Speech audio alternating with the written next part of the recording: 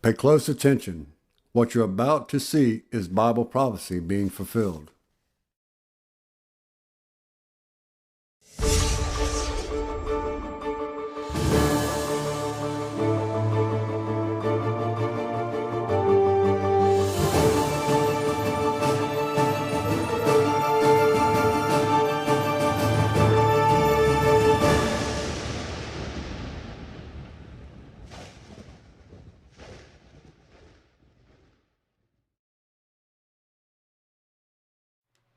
Welcome to another edition of YPN News, bringing you the news that relates to Bible prophecy and foretold by Yeshua Hawkins. Catan, several stories we're going to talk about tonight. One, the drought in several places of the world, not just here in the United States and specifically Texas, but several places now. We're also going to look at more on the war with Russia and Ukraine and how the new NATO members that were recently added, what comments that not NATO, but Russia is making regarding that. But first, we're going to talk about something that is almost unheard of. Prices for products sold in the U.S. rising at a faster pace than they have in the last 41 years. Now, according to the Bureau of Labor Statistics, or the BLS, the Consumer Price Index was up 9.1% in June compared to what it was last year at the same time. Now, Moody's Analytics says that the average American household is spending almost $500 more, $493 to be exact, than they were last year for the same products and services. 1 year, $500 a month more. Now, the increase came with the rise in gas, which was up almost 60% from a year ago, which led to a spike of 41.6% in energy prices, according to the BLS. Wow. Well, as the stock market closed a little below normal, Bank of America is forecasting a, quote, mild recession, end quote. Well, to begin in the second half of this year. Economists didn't even expect the huge price hikes that we're seeing take place right now, and with little to no increase in wages, the average American is having a hard time making ends meet. Well, everything has gone up, including the most basic necessities. Food prices have risen on average of 12.2%. Now, the rental business is also being affected. An increase like this in people's rent hasn't been seen since 1986. Now, just to give you an idea, a two-bedroom apartment in Manhattan is now going to cost $2,200 more than 1 month ago. So not $2,200 total, but $2,200 more than what it already did. And that kind of makes you wonder. We understand energy costs and so forth are going up, but what makes that particular, cost of living go up? I mean, it's the same apartment, it's the same building. Most of the times, unless they're paying for utilities, I guess. Right, but if the owner's paying for utilities. But even some of those utilities, electric, gas, Sure. I mean, in the winter for heating, but you wouldn't think that would add up to $2,200. Not another $2,200. That's right. That's a huge amount for many, many people, for anybody. Well, in a statement, President Joe Biden said, while today's headline inflation reading is unacceptably high, it is also out of date. He said this because of gas prices. They have begun to go down. In June, the average gallon of gas cost around $5. And now this week, AAA reported the nationwide average to be $4.63 a gallon, almost 40 cents lower, but still very high. Right. Well, experts are expecting the Federal Reserve to continue their attack on inflation by raising rates another 0.75%. Now, this also raises concerns that if they raise rates too much too quickly, prices might stop rising so fast, but it could also cause an economic recession. So they're trying to do somewhat of a balance there. Well, now turning to another problem Americans are continuing to face, COVID. As was predicted, COVID would not go away, but somehow people have come to grips with that. What now? New summer surge caused by what could be the most contagious variant yet. The New York Times reports daily cases are at 108,652, and hospitalizations are up 18% over the last 14 days. Well, in Los Angeles, few people are taking precautions to protect themselves from the spread of COVID. States are now thinking of reinstating mask mandates. Now, the latest subvariant, the BA.5, also known as Omicron, is responsible for 53% of all new infections, according to the latest data from the CDC.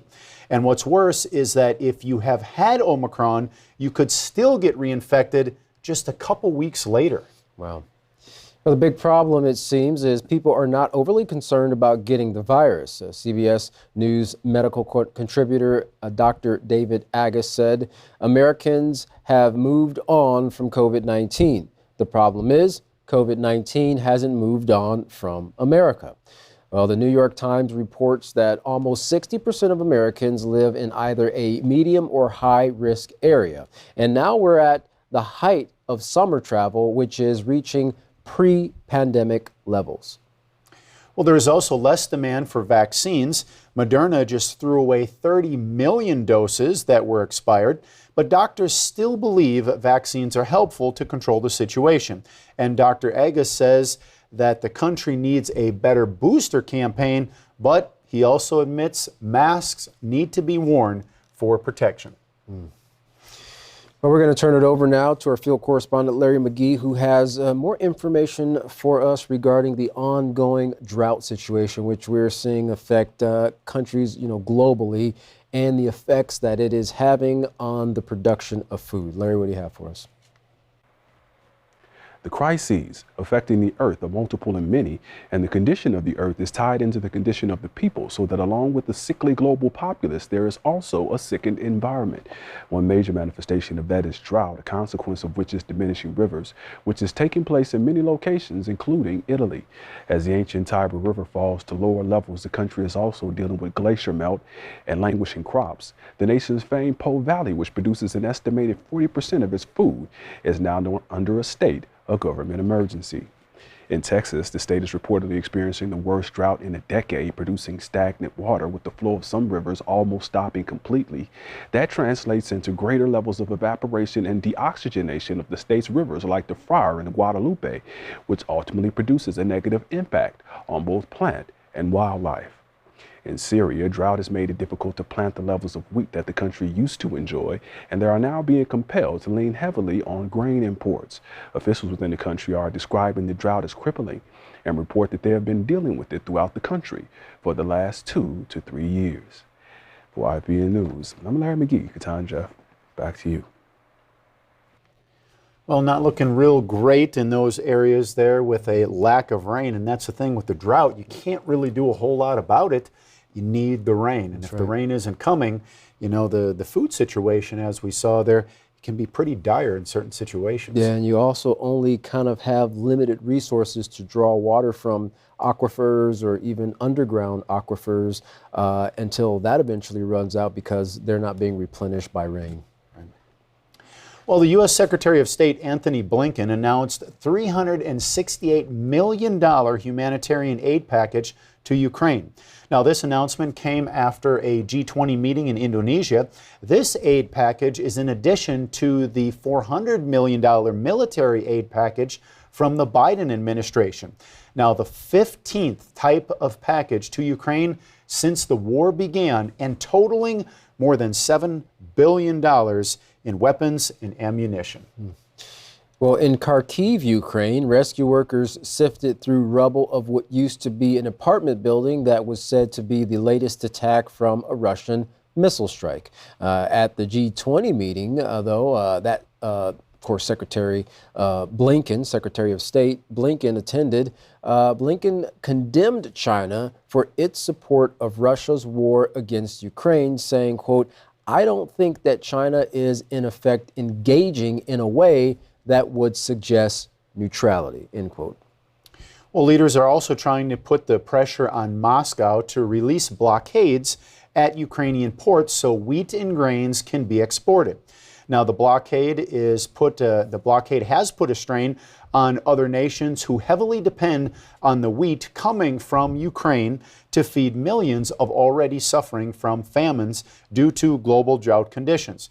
Now, Ukraine is making use of the military aid, including rockets that can hit targets up to 40 miles away, missiles that, as you mentioned, President Zelensky recently said that was needed to hold back the Russian military going on their 5th month now of war. And he said that was one of reports that we covered previously, saying that we really need these missiles to, continue our fight against Russia. That's right.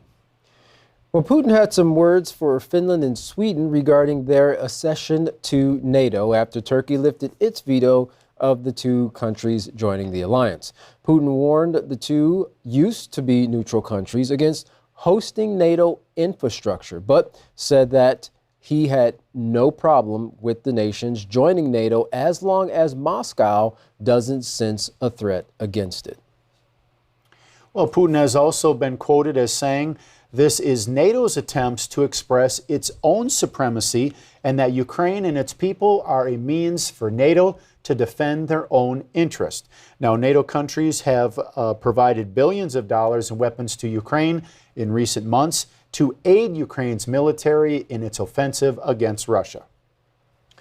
Well, as the NATO alliance continues its proxy war in Ukraine against Russia, leaders of the NATO alliance met in Madrid to reaffirm their vows and allegiance to each other.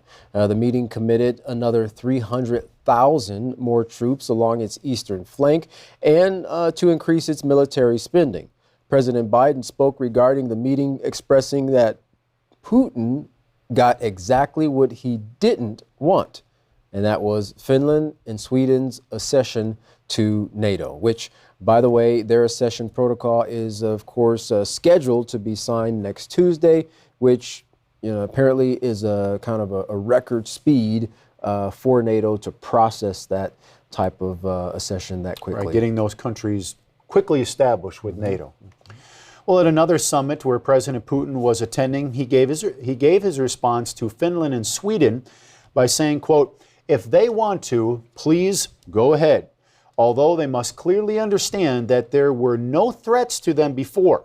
Now, if military contingents and infrastructure are deployed there, we will have to respond in a mirrored manner." And of course, that's what President Putin has always been concerned about, is this buildup along the western side of Russia. Now, with these two countries joining, it's just another spot that they can, have access to Russia. Yeah, and I'm sure that Russia is feeling that squeeze get tighter and tighter as now you have more countries joining the NATO alliance, and you also have a country right next to it, Ukraine, that is getting support from the NATO alliance. He's probably feeling like, like an animal being backed into the corner, having to respond.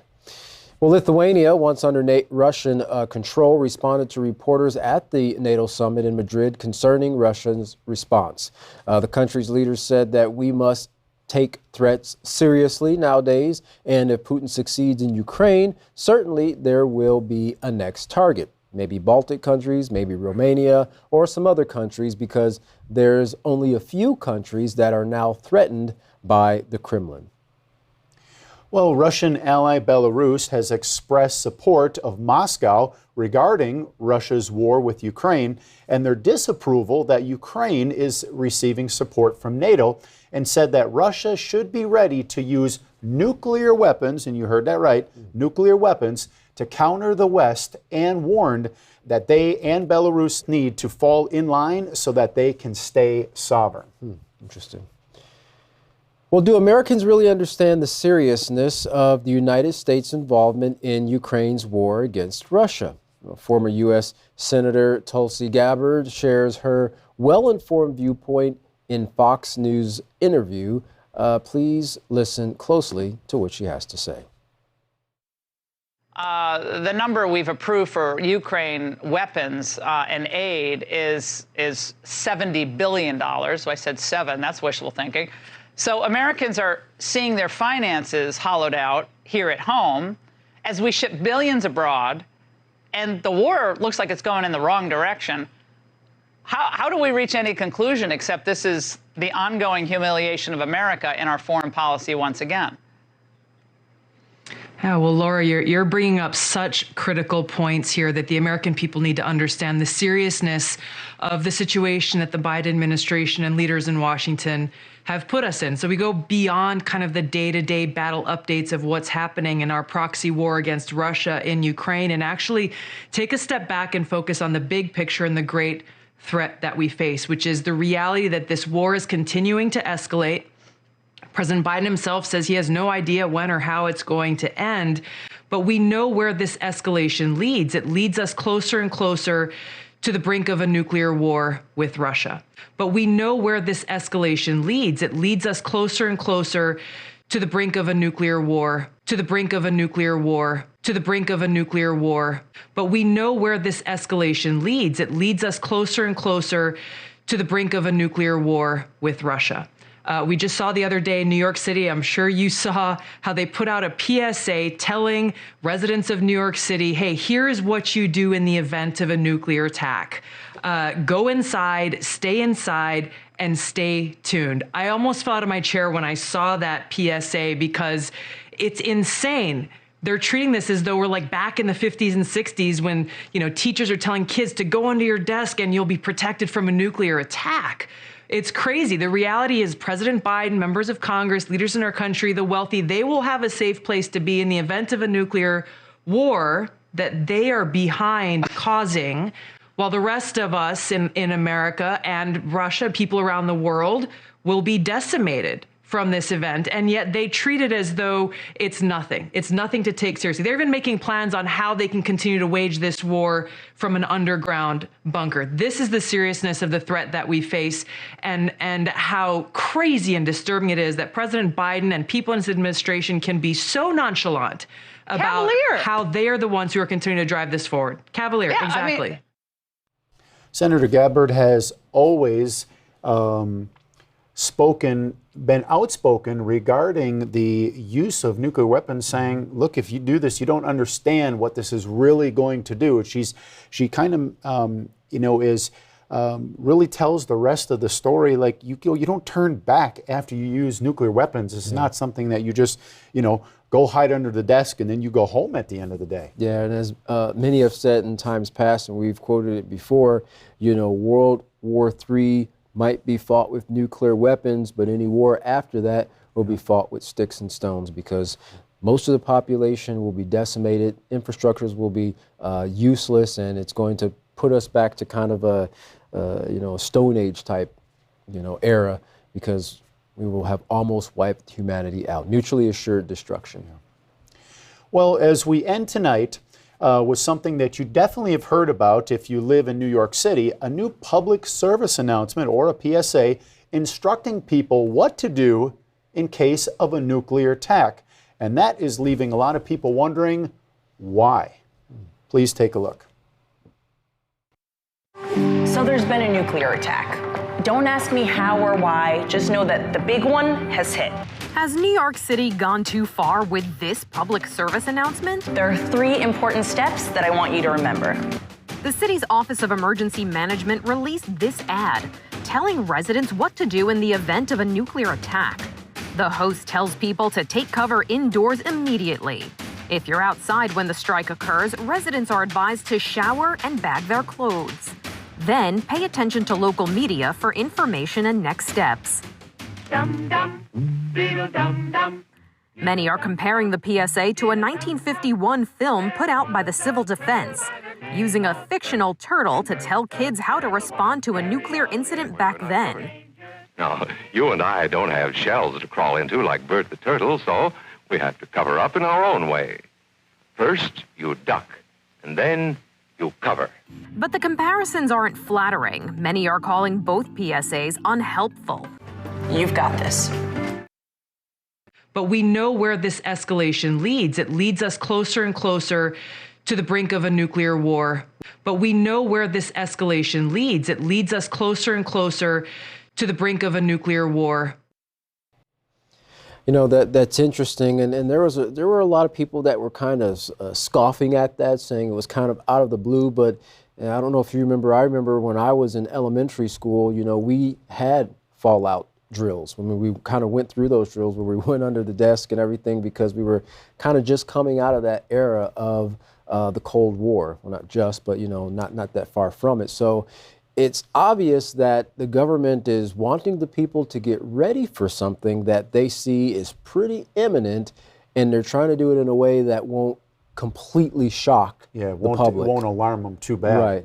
You know, and that's the thing. I'm sure they've seen a lot of public service announcements there in New York, and now some are wondering, okay, why are we seeing this about what to do if there's a nuclear attack? So, yeah, they're trying to do without alarming the people, but yet trying to get them ready. Yeah, and as far as America is concerned, Israel Hawkins has brought forth in the book Mark of the Beast, Volume 1 and 2, showing there that the prophecy actually shows that the city which divided in 3 parts, New York, is actually going to be hit with nuclear weapons. So we know that that is on the horizon, so it's not that far out for the people to try to get themselves ready.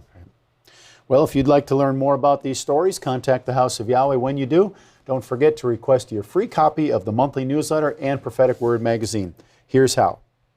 To contact the House of Yahweh, you can write them at the House of Yahweh, P.O. Box 2498, Abilene, Texas, 79604. You can call them at 1-800-613-9494. Visit them at any of their websites by going to Yahweh.com, YisraelHawkins.com, and Yahweh'sBranch.com. You can also visit our website by going to YPNnews.com. You can email them at info@yahweh.com. And for all calls outside the United States, please dial the number on your screen.